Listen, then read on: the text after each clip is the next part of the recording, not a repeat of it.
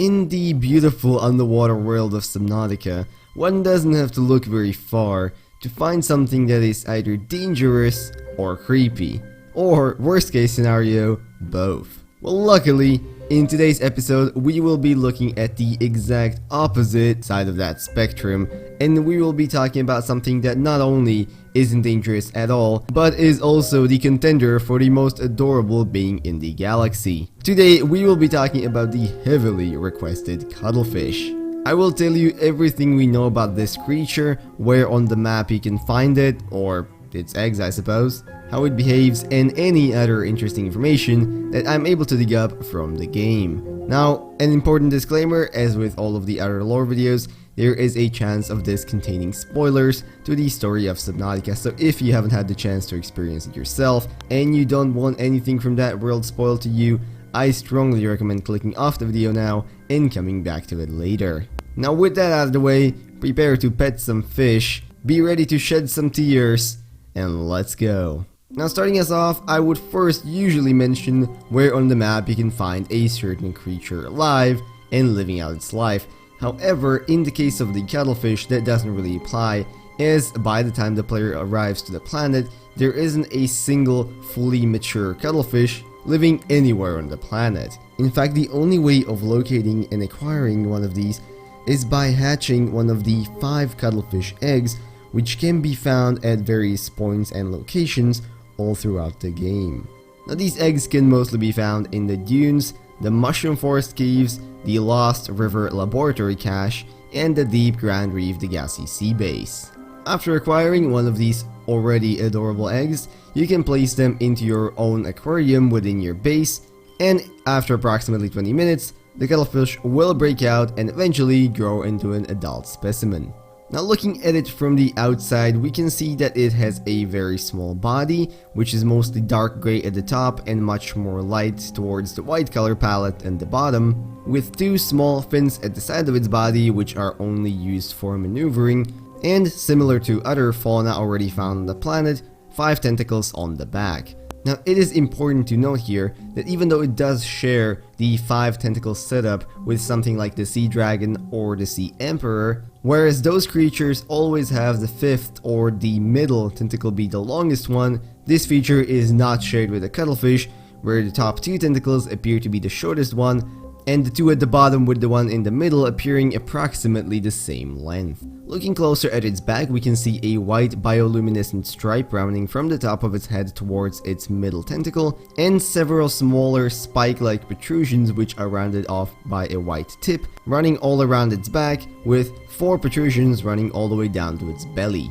Now coming up to its adorable face, we can see 2 large eyes which are slightly pushed out of its head, being light yellow in color and seemingly having the reflection of Grand Canyon within them, 2 nostrils, and a smaller mouth which has both the top and the bottom row of teeth modeled, even though one tooth is actually floating and another one appears to just be a triangle on the bottom left jaw. Only to finish the appearance off, there is an interesting line-like marking which runs along the bioluminescent part of its body, and finally there is a ton of smaller spots that can be found around its body, which, depending on whether they appear at the top part of the body or the bottom part of the body, can either be dark gray or lighter towards the white color palette. Now even though you will not be encountering one of these in the wild just randomly, if you decide to hatch it from its egg, right before it does so, you will be able to see the small cuttlefish version within the egg trying to break out, and after it does and it grows to mature stages, it will become a loyal follower and companion to the player should you choose to have them travel with you. When it swims around, it will mostly use its tentacles to propel itself in a fashion somewhat similar to the sea emperor, making a ton of small chirping noises while darting around the player, and it can occasionally be seen swimming to other fish or objects on the seabed to investigate them before returning to the player. Now technically speaking, this is the only creature in the game that the player can directly interact with. By pressing your right mouse button, you can choose its behavior, switching it from either following, at which point the fish will basically follow you anywhere, and by anywhere I mean you could literally be in the void and the fish will be there with you, or what I would probably call patrolling, at which point it will only remain in the general vicinity of where the order was given, swimming around and looking at objects. If you want even more adorableness in your life, you can also interact with it using your left mouse button,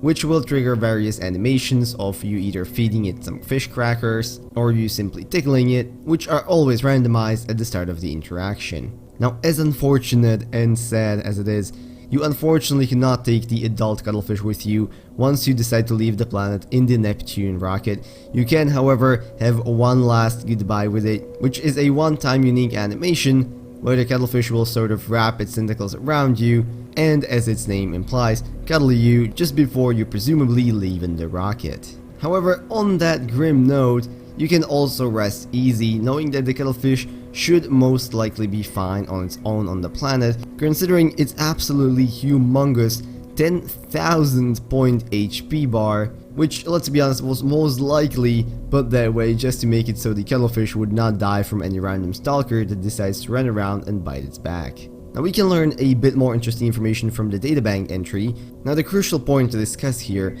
is the fact that its eggs appear to be in a form of permanent stasis until the player decides to hatch them, which could also potentially mean that before the player decides to do so, this species does not have any adult or mature individuals living anywhere on the planet, which would probably put it very near the stage of extinction. However, interestingly enough, the PDA does also theorize that the cuttlefish could be genetically altered or even imported to the planet 4546b from a different world. I don't think this is actually the case, seeing as how the cuttlefish does have similarities to other creatures on the planet and does not seem as vastly different as something like, for example, the warper. However, if its eggs were in fact imported from a different world, it would make sense that they wouldn't just hatch on their own and they would need a little bit of help. And finally, it has also been theorized that the cuttlefish is capable of understanding more complex social behavior,